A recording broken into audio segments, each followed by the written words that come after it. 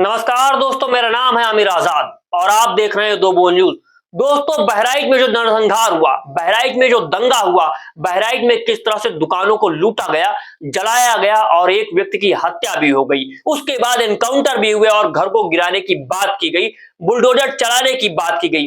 लेकिन आखिर इन सब चीजों का गुनहगार कौन है, किसके पीछे इसका प्लान है, कौन इसका मास्टरमाइंड है, ये अभी तक सनसनी बनी हुई थी। लेकिन अब सारी चीजें साफ हो गई हैं और किसी और ने साफ नहीं किया है दोस्तों, बीजेपी के ही विधायक सर्वेश्वर दयाल ने, सर्वेश्वर सिंह ने एफआईआर करा दिए बीजेपी के ही नेताओं के ऊपर और एक दो नहीं 7 लोगों के ऊपर एफआईआर हुई है। उन्होंने कह दिया कि जो इसका मास्टरमाइंड है वो यहां पर नहीं बैठा है, वो बैठा है लखनऊ में। लखनऊ में योगी आदित्यनाथ को बुरी तरीके से सर्वेश्वर सिंह ने फंसा दिया है और आरोप लगा दिया है कि जो कार्य आपने किया है ये सही नहीं है, हमारी बहराइच को जला दिया है, लोगों को सांप्रदायिक आग में झोंक दिया है और 7 लोगों के ऊपर एफआईआर कराई है और कहा है कि किस तरह से पुलिस प्रशासन ने लखनऊ के आदेश पे 2 घंटे का समय दिया और सब कुछ जला दिया। अगर पुलिस प्रशासन इस तरह से गनगैयों के साथ खड़ा हो जाता है तो आखिर उनको न्याय कौन देगा? जिन लोगों के घरों को जला दिया गया, जिसका बच्चा मर गया, उसकी मां को कौन जवाब देगा, उसकी पत्नी को कौन जवाब देगा?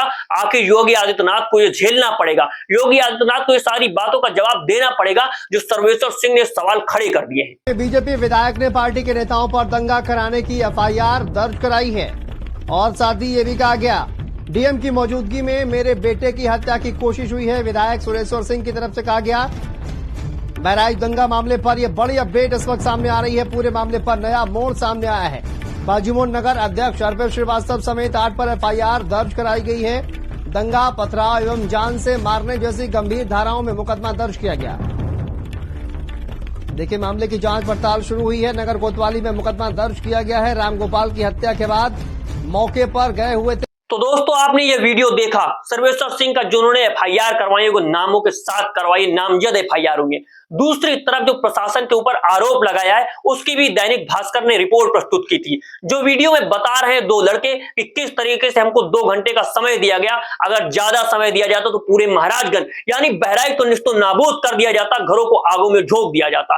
क्या प्रशासन इस तरह से कार्य करेगा और क्या प्रशासन का इस तरह से कार्य करना उचित है, ये आप जवाब दीजिए। और दोस्तों, एक वीडियो और देखिए उस पुलिस वाले की जिसने इंसाफ करने की कोशिश की तो उसको निष्कासित कर दिया गया, यानी ट्रांसफर कर दिया गया। और अब वह वीडियो आप देखिए कि किस तरह से पुलिस वाला बता रहा है कि यहाँ के जो विधायक हैं, यहाँ के जो मंत्री हैं और लखनऊ से जो आदेश आते हैं उनको कोई नकार नहीं सकता है। आप यह वीडियो देखिए। बहराइच हिंसा के बाद हटाए गए तत्कालीन हरदी थाना प्रभारी से बात की। उन्होंने कहा हत्या वाली जगह से कुछ लोगों ने हाथ हिलाकर इशारा किया, जिसके बाद ही हिंसा शुरू हुई।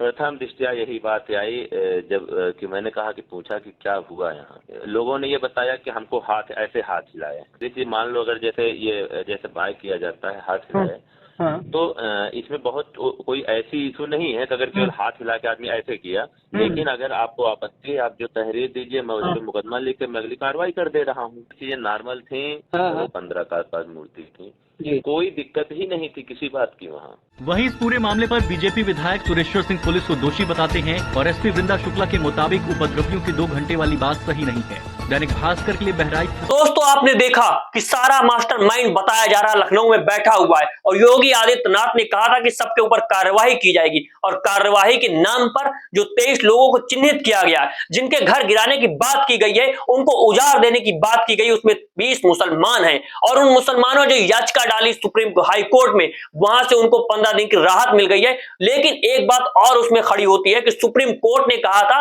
कि इस तरह की कार्रवाई में किसी के घर गिराए नहीं जाने चाहिए।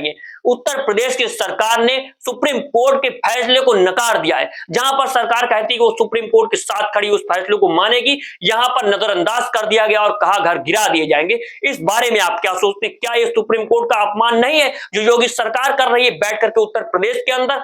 आप इस मुद्दे के बारे में क्या सोचते हैं? आप क्या सोचते हैं कि इस तरह की कार्रवाई में घर गिराने चाहिए उन मासूम लोगों के जिनका इससे कोई मतलब नहीं था, जिनके घर फूंक दिए गए, जिनको मारा गया, पीटा गया और उस बच्चे को भी इंसाफ नहीं मिला? उस बच्चे के लिए साथ इंसाफ होना चाहिए जिसकी हत्या हो गई है। आखिर उसके घर वालों को मुआवजा भी मिलना चाहिए और दूसरी तरफ जिसके घर के बच्चों का एनकाउंटर कर दिया गया है उसको भी पुलिस की तरफ से मुआवजा मिलना चाहिए। सरकार को माफी मांगनी चाहिए। इस मुद्दे के बारे में आप क्या सोचते हैं? अपनी राय कमेंट बॉक्स में कमेंट करें।